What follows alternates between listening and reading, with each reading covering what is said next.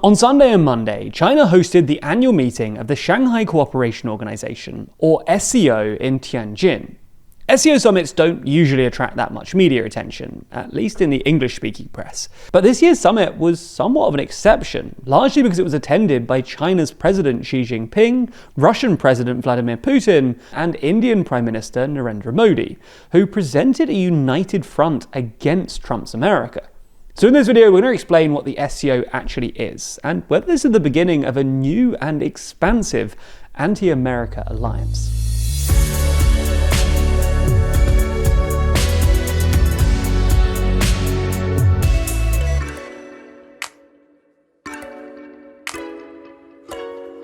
If you're interested in the political alliances and groupings that shape our world, then you might enjoy our poster, Every Alliance Explained. It shows, in slightly confusing detail, all of the world's major alliances and how different countries link together.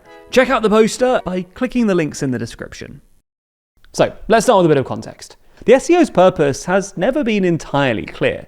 The SCO actually began as the Shanghai Five, and it was basically created after the collapse of the Soviet Union gave China 4 new neighbors overnight: Kazakhstan, Kyrgyzstan, Tajikistan, and Russia. The Shanghai Five was originally focused on the demilitarization of post-Soviet borders, and was essentially led by China. As regional instability increased in the late 90s, in part thanks to Afghanistan, the SCO, which was renamed after the inclusion of Uzbekistan in 2001, established an anti-terrorism unit called the Regional Anti-Terrorism Structure, or RATS. Today, the SCO is a confused mishmash of different bits. RATS is still operational, albeit only with a tiny force. There's an SCO banking consortium to encourage economic ties, and now an SCO university network with 54 affiliated universities. Nonetheless, this hasn't stopped other countries from wanting to join. India and Pakistan joined in June 2017, Iran joined in July 2023, and Belarus joined in July 2024. Today, it's one of the world's largest regional organizations in terms of geography, covering approximately 24% of the world's area and 42% of the population. As of 2024, its combined nominal GDP accounted for 23% of the world's total, and 36% if adjusted for purchasing power. Anyway, despite being a member of the organization, in the 2000s and 2010s, Russia wasn't a massive fan of the SCO. Many Russian policymakers saw the SCO as essentially a vehicle for China to exert influence in Central Asia, and thus as a Chinese-led alternative to the Russian-led Collective Security Treaty Organization, or CSTO. For context, the CSTO was essentially Russia's answer to NATO, a mutual defense agreement created in the aftermath of the collapse of the Soviet Union, and comprised of 6 post-Soviet states: Russia, Belarus, Armenia, Kazakhstan, Kyrgyzstan, and Tajikistan. The CSTO was led and dominated by Russia, which accounted for 95% of all military expenditure in the group, and was essentially used by the Kremlin as a vehicle for exercising influence over what they saw as Russia's post-Soviet sphere of influence in Central Asia.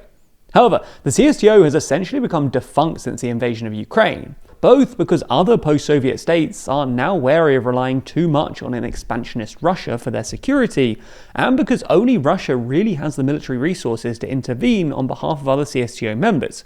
But with its military tied up in Ukraine, Russia failed to intervene on Armenia's behalf when it was attacked by Azerbaijan in 2023, or on Kyrgyzstan's behalf when it was attacked by Tajikistan around the same time. In response, both Armenia and Kyrgyzstan stopped participating in the CSTO's joint exercises, and Armenia is now in the process of leaving the alliance entirely. You get the idea. Russia originally saw the SCO as a competitor to the CSTO, but with the CSTO defunct, Russia's apparently thrown its weight behind the SCO, which today looks less like a vehicle for Chinese influence in Central Asia and more like a vehicle for resisting what the SCO see as American overreach. This became overwhelmingly apparent in last weekend's summit, when China's President Xi Jinping, Russia's President Vladimir Putin, and Indian Prime Minister Narendra Modi all used the summit to call for greater multipolarity in the global order, a thinly veiled criticism of what they see as America's hypocritical attempts to defend its waning geopolitical dominance. The 3 leaders were clearly trying to portray a united front against Trump's America, and the optics were pretty remarkable. On Monday, for instance, Modi and Putin walked hand in hand to meet Xi, and the three leaders, who collectively represent something like 3 billion people, looked incredibly chummy, especially given they don't always see eye to eye on lots of issues. Now, it's worth noting here that while its overarching purpose has never been entirely clear, the SCO has always had an undercurrent of anti-Americanism, or at least anti-unipolarity. Way back in 1997, for instance, at the Shanghai Five's second annual summit, Russian President Boris Yeltsin and Chinese President Jiang Zemin co-signed a letter to the United Nations titled the Russian-Chinese Joint Declaration on a Multipolar World and the Establishment of a New International Order, where they announced their intention to strive to promote the multipolarization of the world and call for a more empowered UN. America isn't explicitly mentioned in the letter, but it's clear with the Soviet Union out of the way, both presidents were worried about the emerging unipolar world, dominated by the United States. Anyway, the SCO now overlaps heavily with BRICS, another loose association of non-Western countries that seems to be mostly about rhetorically opposing American hegemony. For context, BRICS is an acronym referring to Brazil, Russia, India, China, and South Africa. The term was first coined by a Goldman Sachs analyst in 2001, although it didn't originally include South Africa. But in 2006, Putin organized a BRICS ministerial meeting on the sideline of a UN General Assembly meeting, and in 2009, Russia hosted the first BRICS summit, which has since become an annual event. Like the SCO, the grouping has expanded over the years. South Africa joined in 2010, Egypt, Ethiopia, Iran, and the United Arab Emirates joined in 2024, and Indonesia joined in early 2025. However, the issue for BRICS, and by implication the issue for the SCO, has always been that while these countries might not like American hegemony, their other interests are just too diverse for them to actually organize any coherent opposition. And this is why every so often you see a headline about BRICS proposing some BRICS currency to replace the dollar as the world's reserve currency, or some new interbank messaging system designed to replace the Belgium-based SWIFT, but nothing ever really materializes. This is essentially because even if BRICS is united on the idea of opposing American hegemony, they're fatally divided on how to actually go about it. In this light, it's easy to dismiss groups like the SCO and BRICS as merely opportunities for geopolitical posturing, where global South leaders do chummy photo ops and talk about how bad the West is, but without actually doing anything about it.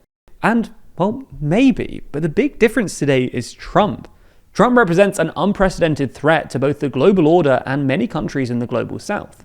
In this light, countries like China, India, and Russia might decide that the need to oppose Trump is so pressing that they're willing to overlook other differences that might have previously obstructed anti-American cooperation. Now, when you're diving into complicated topics such as this, it's quite easy to get caught up in what you know without even missing a beat.